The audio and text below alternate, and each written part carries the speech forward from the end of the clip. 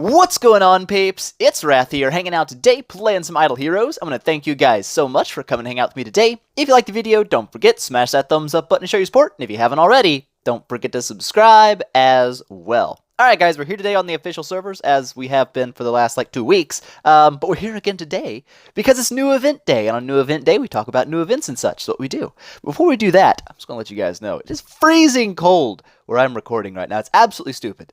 We got our first snow last night, and it actually stuck to the ground everywhere. It looks really pretty, but it's freezing. It's like Antarctica up in here, and I'm dying. My fingers are getting the old slow motion feel. I don't like it. But whatever, it's not important. Not important. What we're going to talk about today is stuff. Now, something before we jump into the events that's been changed there's a couple things actually, but a hero has been remade, the Flame Strike.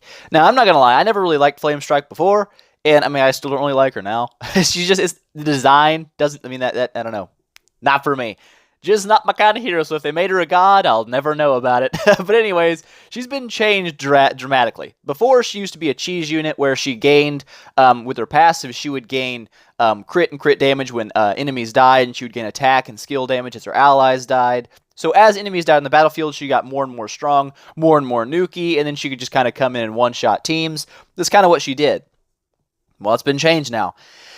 Now it's been changed 100%. None of that even exists anymore for her. She's been turned into a very burn-centered unit.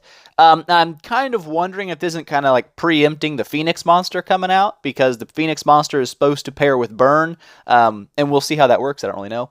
But in this case, her main attack no longer hits the entire enemy team. It's just 4 random enemies, and then it also burns them, but it burns them for 6 rounds. And she gains control immune by 50% for 3 rounds. That's a lot of control immunity. And it actually does help Flame Strike quite a bit because, let's be honest, anytime you got near mid to late game in PvP, that's what the PvP was. It was all crowd control.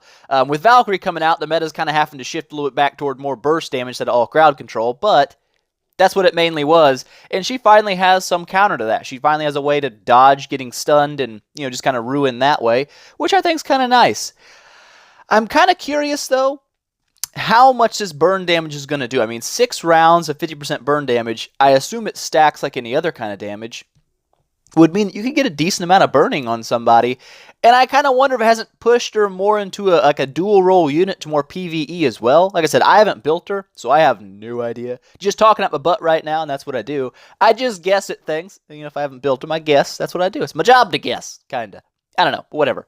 Anyways, when any hero is burned on the battlefield, she boosts her attack by 1% and skill damage by 3% for 4 rounds. If you burn the same guy multiple times, it doesn't stack. It's only triggered 1 time. But the next passive here... So, what was that? The next passive here.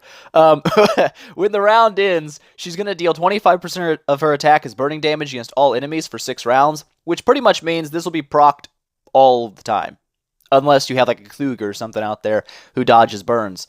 But, she's going to burn everybody. So she's always going to have an attack boost and a skill damage boost running pretty much the entire fight. As soon as round 1 ends at least. But yeah, and also, she gains a 50% crit chance when attacking burning foes. So, she's always, they're not able to clear burns yet. There's no unit in the game that removes debuffs from your team, which I'm kind of surprised there isn't. I figured that'd be something that came out. It seems kind of cool, like a cleanser. It's like, oh, you're all dying of horrible things? Let me help you. We don't have that yet. But, it looks like Flame Strike's got some stuff going on for her now. AoE burn on everybody every single round. It's not a huge one. 25% of attack isn't a huge number. But she gains a huge crit rate chance against burning enemies, which they will always be burning. So she'll always have a pretty high crit chance, which is kind of interesting. I'm not sure how people are going to build her, and I'm not 100% sure if that's not going to boost her usefulness in PvE by a little bit. Because before, she really wasn't that great in PvE. She was okay. You can kind of drop a cheese team and do a couple 100 million damage with her. But that's, E3 with a full cheese team. I don't really know how it's going to work now. Like I said, now she's really damage over time oriented. I don't know. It's one of those things. If you've got an E3 Flame Strike, let me know what's changed on her, how you feel about her. But I'm not going to go out of my way to build one because I never really liked her anyway. So, whatever. She's definitely been changed, though. She's not so much of an annoying cheese unit, it would seem, anymore. She's more of an actual, piece of your team, which I think's better than cheese units anyway. It's just better when units fit into a team and they're not just, oh, well, this is the unit. Like Aiden. It's what Aiden does. He's still a cheese guy. You still build teams around him to be a cheese guy. I don't really like that playstyle. It's kind of boring to me. But hey, Flame Strike is now different. But with that said, we've got events to talk about. Oh my god, I'm freezing. I'm freezing and dying. You don't even know. You might know, but I hope you don't. But anyways, value packs. Value packs, as you can see, we've got some maple leafs, which are hot maple leafs. Orbages, Gimages, your normal run-of-the-mill, I guess, kind of value packs when you have a item shop exchange thingy going on. And this time, it's with maple leaves. Now, the top reward. This Punisher Staff of the Immortal. I highly doubt a free-to-play player is going to reach that high with their leaves. It just, usually I don't see it. Last event, the free-to-play people that just kind of went through the event and gathered as they gathered, some got as high as 2,800. I think a few said they made it to 3,000, which was absolutely crazy to me. I've never seen that happen before. They did. They said they made it all the way there. I'll trust them on it. I didn't quite make it to 2,500, or was it 2,800? I think it was 2,800. Either way, the rewards this time are pretty solid. The top rewards, the Punisher Staff, it's a really solid artifact. I mean, it has a huge amount of attack, crit, and crit damage all stacked in one. So it's really good for damage dealing. That's what it's for. It's a pretty solid artifact there. You've got Amuvor at 3,000. If you guys don't know much about Amuvor, he's a pretty solid unit. We'll talk about him in a second. We go and talk about all the other units, that are in the offers. You got Kamath at 2,500 and Sigmund at 2,500. So kind of a choice there if you're more PvP inclined. Probably go with Kamath. PvE, probably go with Sigmund. 1,500 is going to be a Heartwatcher skin. It's a pretty hot skin. I've already got it on my main, so I ain't got to buy it again, but my mini account does not have it, so it might get bought over there, I don't know. And then at the end, as always, there's your resources you can buy with them if you come up short for anything big, or if you just don't want any of the big stuff, you can get your profit orbs for 300 apiece. Super chips for 120. I would recommend not going with super chips, personally. They just don't have a good enough drop rate to be worth it, in my opinion. That's just me. And then you've got Heroic Scrolls for 100, which a lot of people will probably be buying those this event due to the fact that the next event is going to be Heroic Summon event. So, when that happens, usually people stock up on the resource they're missing. So, in this case, it would be Heroic Summons, but the Profit Orbs are still a better deal. They just are. But anyways, that's it. Then you got your Gold and your Spirit, which is pretty much, I don't even ever buy them. I just don't. There's no reason to, really. I'd rather just leave the extra maple leaves in my inventory as a reminder of events past. But that leads us down to here to the Mysterious Chest. An interesting event. This time, definitely one of the most interesting Mysterious Chest events I've seen. Not really, but kind of. Anyways, best deals in the game always come from Mysterious Chests. As you can see here, you get 5 Heroic Scrolls and 5,000 Promotion Stones for 500 gems. That's 100 gem per scroll, which is cheaper than the 8 times for 1,000 in the marketplace, and also that's the same price as the Aspen's 1250 for 10. This is the cheapest offer. It's 100 gems per instead of 125 per scroll. It's the best deal in the game for Heroic Scrolls. You can only buy one, but you might as well buy it when it's cheap, right? So, not a bad deal. The second chest, the Superchip Chest. This one's always been kind of rocky for me. It used to be 2,000 gems. I believe they nerfed it back and they cut it down by 500 gems, which makes sense because, let's be honest, super chips are not that super. The super wheel definitely needs a rework, in my opinion. Essentially what it is it's mainly a place to get gold and monster blood. That's almost all you ever get from the wheel anyway. And I don't really feel like it's worth spending tons of gems to do that. You can just get those things, for free by waiting and getting them in the campaign. But whatever. You also get 2 pieces of 4-star orange gear, which for early game is super nice. It's great. It's going to be a big bump to your team. The next chest down here is the Profit Orb chest. 8 Profit Orbs and the other 2 pieces of the 4-star gear you didn't get in the other chest for 3,000 gems. Again, best deal in the game when it comes to Profit Orbs. 8 Profit Orbs, you buy them individually from the marketplace, cost 4,000 gems. This is already 3,000 gems cheaper than that, but you also get 2 pieces of 4-star orange gear as well. It's a really good chest. If you have the gems saved back, there's no reason not to pick it up. It's a good one.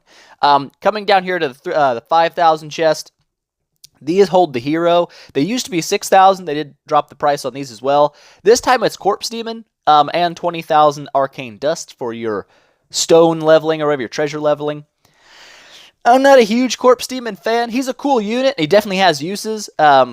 But he's kind of more PvP role, and he's not the best at PvP, which is kind of, I don't know, it's a poor position for him. He does work in certain teams really well. He has good synergy with things like Jara and Ice Blink even. But like I said, not for me. Not really my choice.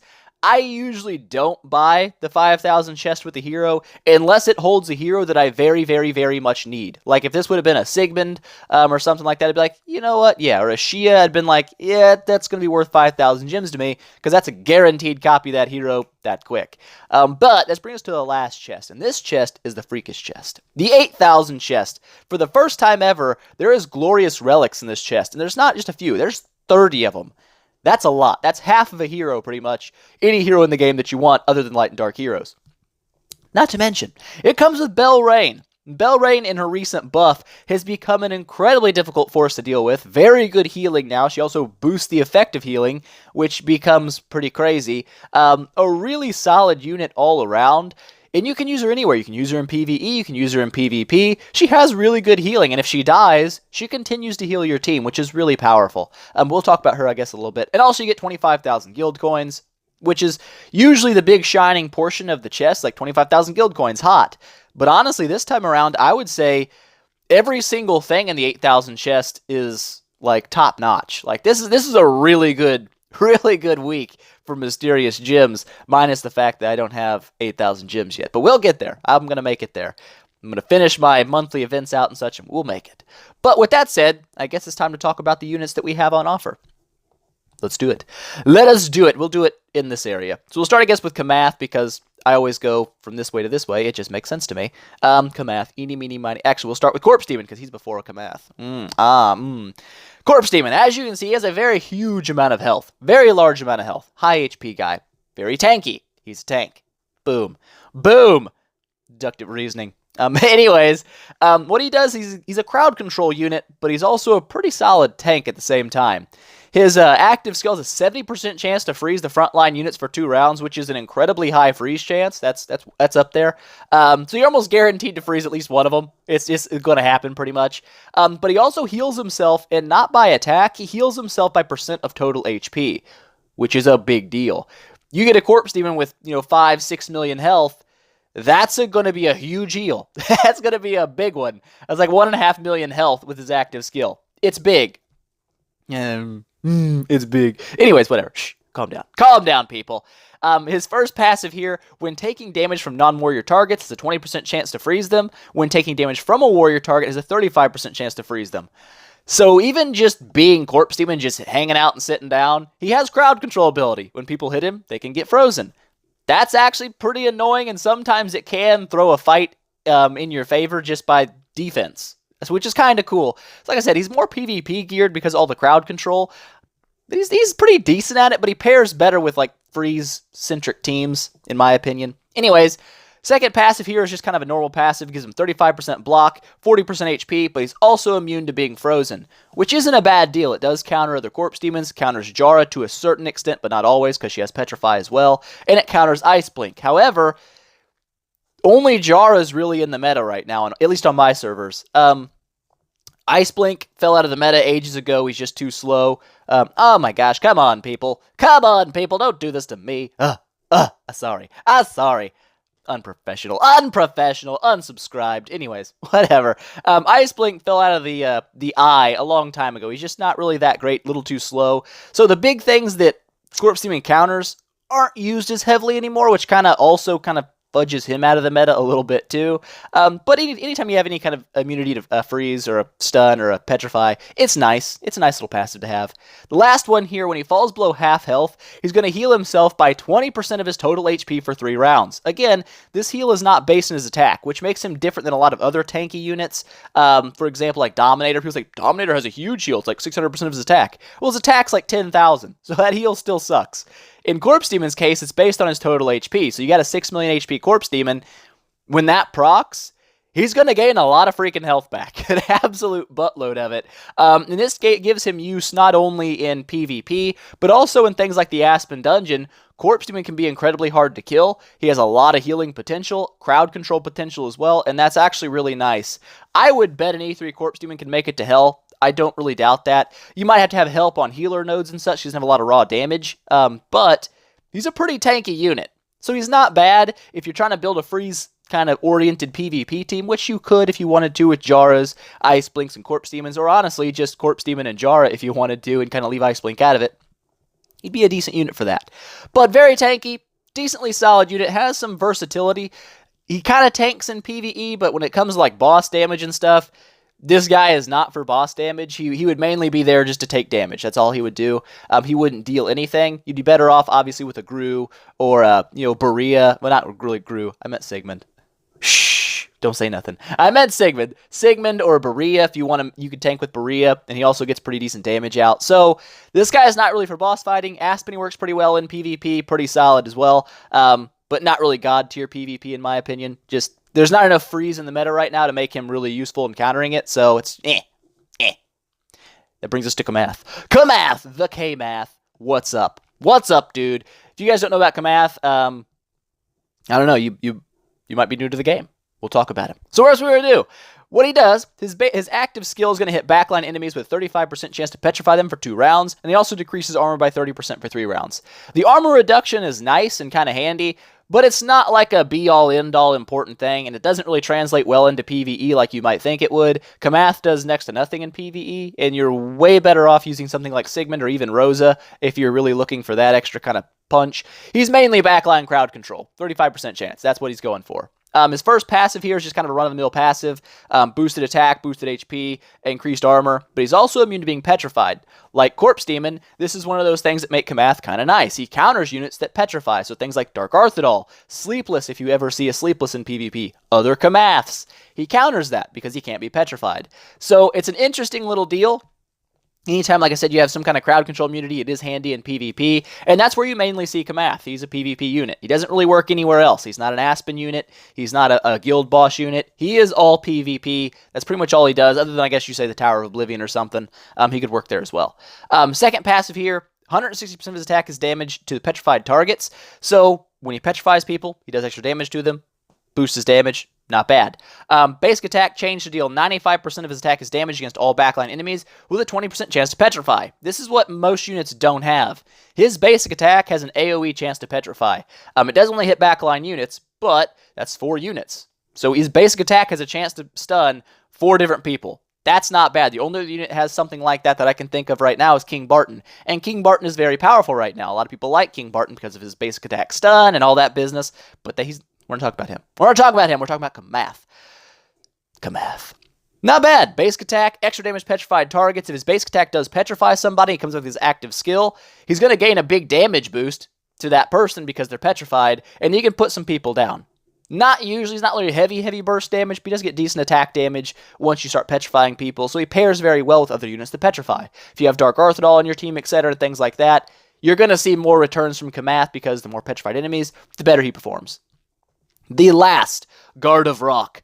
Last passive. When he falls below half health, he boosts his reduced damage by 50% for 3 rounds. That's awesome. That's a lot of tankiness coming in at once, and it makes him kind of hard to finish off, a little hard to kill. Now, heavy burst damage can still put him down, but it's not easy to burst through 50% reduced damage. If you believe it is, try fighting some E3 Grus and bursting it down. It's not necessarily an easy thing to do. Scaries can do it, things like that have really heavy nuke potential, but it's not easy to put somebody down with a high amount of reduced damage on. It just isn't easy.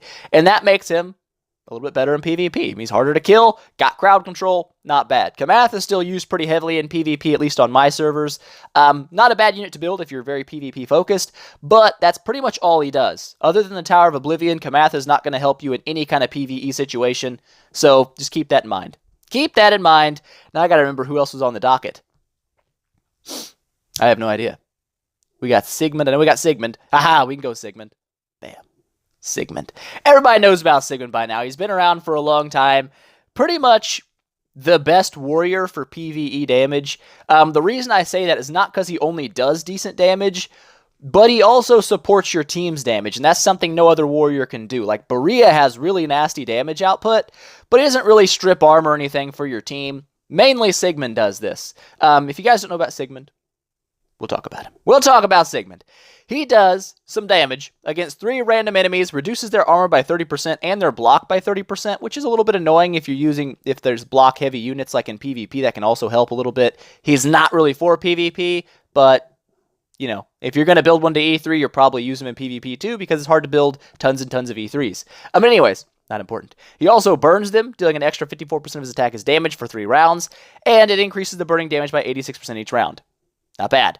That burn just keeps going up and up and up and burning for more and more and more. But he also reduces the armor. And that's the big deal when it comes to PvE, is the armor reduction. You can strip those bosses down to having very little armor, which means your entire team is doing more damage. His damage over time is growing. It's nice. First passive. Basic attack has a 100% chance to reduce the target's armor by 24%. Deals 45% of your attack as damage each round. Lasts for 4 rounds. It's burning damage, by the way. Also increases self-damage to the burning target by 40% for 4 rounds. So essentially, Sigmund not only removes armor, he burns them, then he gains a damage boost to the burning unit. So this really pairs well when it comes to bosses.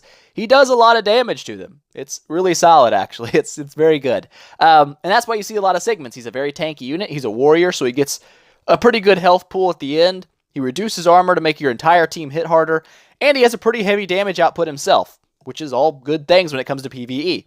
Second passive, boosted armor by 48%, attack, HP, and precision. The precision, I'm not really sure why. There's not a lot of PvE areas where precision is important, but whatever. I guess it's free buff. Take it. Be happy about it. And the last passive here, when he's attacked by anyone who has lower armor than he does, he has a 100% chance to counterattack for 180% of his attack as damage. Sigmund has the highest armor in the game. So he always counterattacks unless somebody's reducing your armor very, very quickly. You will always counterattack. So when you fight other Sigmunds, like Sigmund guild bosses in the Pray for Fire, sometimes you won't always get that counterattack because they'll be reducing armor as well, not just you, and that's something to keep in mind. But overall, Sigmund, probably one of the best warriors in PvE all around. Very solid damage output, really nice support. Kind of hard to go wrong with him. He doesn't translate too well to PvP. You can use him there, of course. Like, you can use anything in PvP if you want to. But he is countered pretty hard by anything with crowd control. And crowd control is heavily in the meta right now, so it does make him quite a bit less useful. If you stun him, freeze him, petrify him, he doesn't do counterattacks. He just kind of sits there and dies. So like I said, he can work in PvP, but he doesn't work there very long. When you get to the end game, nobody's really running one right now. Unless they just got stuck with him, they have to use him in their PvP team. Whatevs. Whatever. But that is Sigmund out of the way. Now I gotta remember what else we got in here, because I forgot already. My brain has forgotten. Amuvor and Belrain. That's right. So a light and a dark hero. That should be good. Amuvor. Eeny, meeny, miny, Amuvor. There he is. Hot. Looking good, Amu. Amu's pretty solid. If you don't know about Amuvor, I'm going to tell you about him. That's what we're going to do. So anyways, he's pretty interesting. He has pretty heavy burst damage. We'll talk about it. 300% of his attack is damage, and a 21% damage of enemies' max HP. That's so weirdly worded. Essentially, he does 300% of his attack as damage, and an extra 21% of the enemy's max health. However, it cannot exceed 1500% of the hero's power, so it can't be like exponentially high. So when you're fighting bosses, it can't clip, for 20% of the boss's health, because that'd be like 400 million damage. Sometimes it'd be absolutely stupid. So there's a limit to it, so it doesn't break the game, which makes sense. An extra 140% of his attack as damage goes against priests, so he counters priests pretty well, which does actually kind of work right now against things like Belrain, a priest, who's pretty prevalent in the end game, in PvP at least. Pretty solid unit. Also boosts his crit by 40%, which is nice. Gives him a little extra nuke ability. So he has pretty heavy damage drop just on its face, but he also counters really high health units. If you guys don't know what I'm going for here, this is your counter to Valkyrie. Okay, people say, Valkyrie's OP, can't be beat. That's because you don't know how to counter her. That's simply what it is. People just think Ice Blink was OP. He never was. You could counter him. It's just, when a new unit drops, it takes a while to figure out their counters, and in that meantime, everyone rushes to, oh my god, it's OP. It's not OP. You just don't know how to beat it yet. Amuvor beats the crap out of Valkyrie. His damage is heavy already. 300% of his attack as damage is nice and big, but he's also going to be doing percent-based health damage. You always build Valkyrie with health, and this is not affected by reduced damage. That 21% of their health, there's no reduced damage that gets equated into that. He does great damage to things like Gru, Valkyrie, high reduced damage units that normally are very tanky. Amuvor can shoot through them pretty easy, and that's one of his big deals. I've had 10-star Amuvors kill my E3 Valkyrie. So, goes to show you, she can absolutely be countered hardcore, even by units that are weaker than she is. Amuvor is one of those units. Very good at cutting through that extra health, doesn't have to worry about the reduced damage, goes right through it and poops on her. Really solid for that. Also is pretty decent in PvE as well, though. When you get him to E3, he can do a pretty solid chunk of damage for your team. He's not bad at it. I think Dasmog still beats him out for raw damage, but he has some things that Dasmog doesn't. For example, this one. First passive, whenever an ally releases an active skill, he gains 30 energy and also heals himself for 130% of his attack as HP.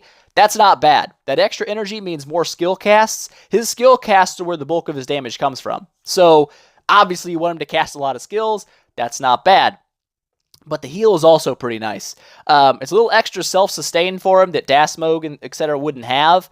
And that's handy. That is handy to have. It does help survivability a little bit. And in some of those harder boss fights, that survivability does mean something. So, not bad. Second passive here. Just kind of a run-of-the-mill passive. HP boost, speed boost, attack boost. But he's also immune to silence. Now, this isn't really important in many PvE situations.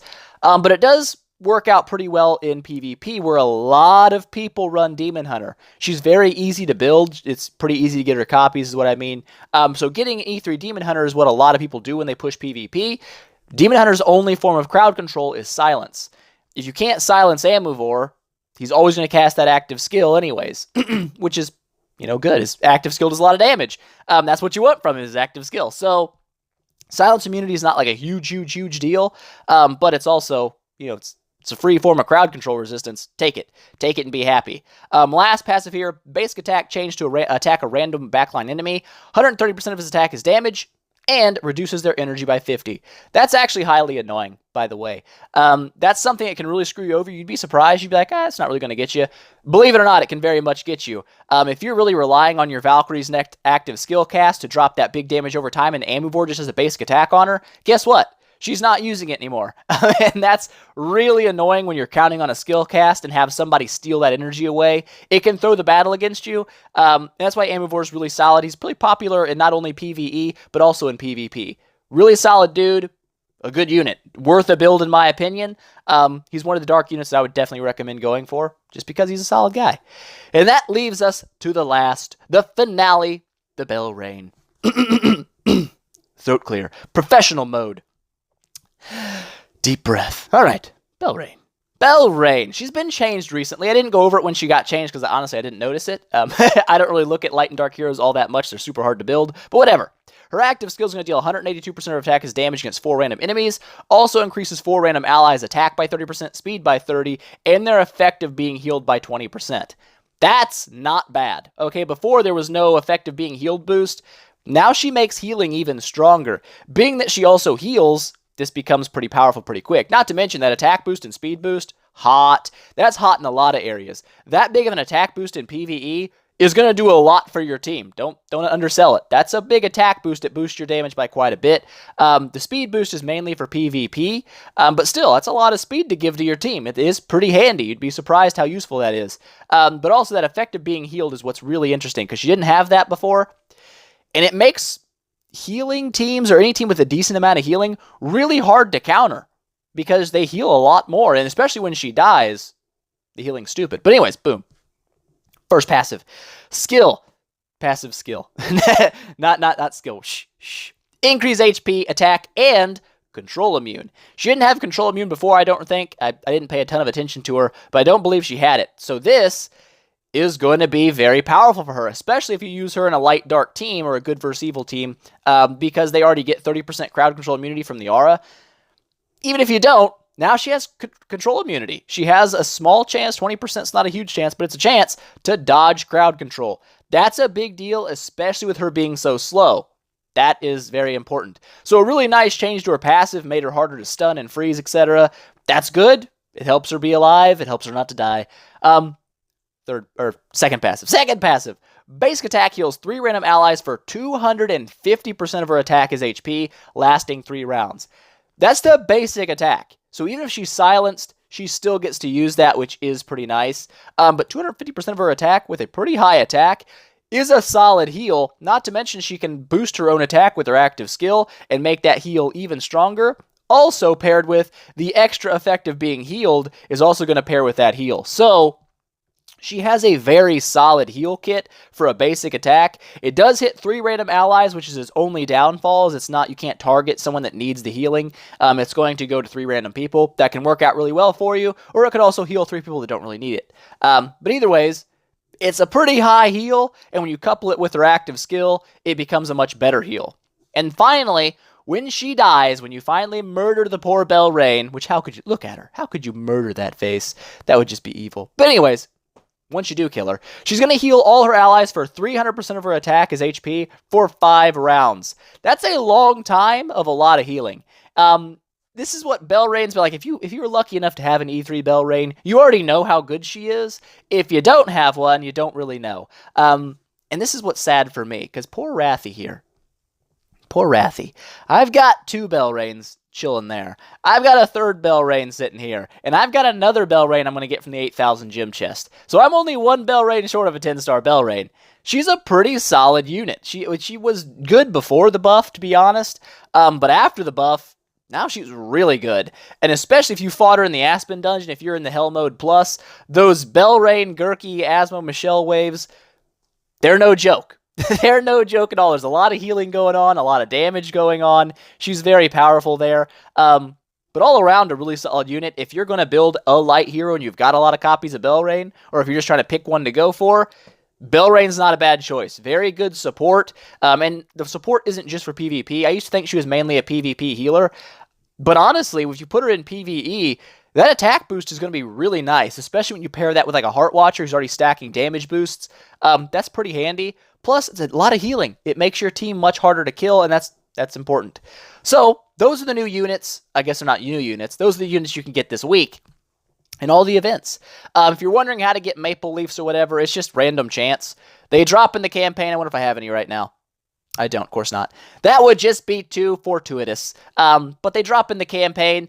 They seem to drop in smaller quantities than the last event. We had like the cakes or whatever. I usually got like drops of like 8 or 10 at a time, but they didn't drop very often. Whereas this time it seems like they're dropping much more frequently, like 1, 2, 3, but you get them more often in your drops. So you still get about the same amount, it seems like, per 8 hours. I would assume a free-to-play player, if you're really lucky, can probably still get to 3,000 points, but you're going to have to collect every single 8 hours and never miss a minute, and hope you get lucky with your RNG. It's thing. Otherwise, you'll have to buy them through the value packages, which, totally up to you if you want to do that. Depends. But anyways, there we go. There we go, peeps. That is the events. That is the heroes covered.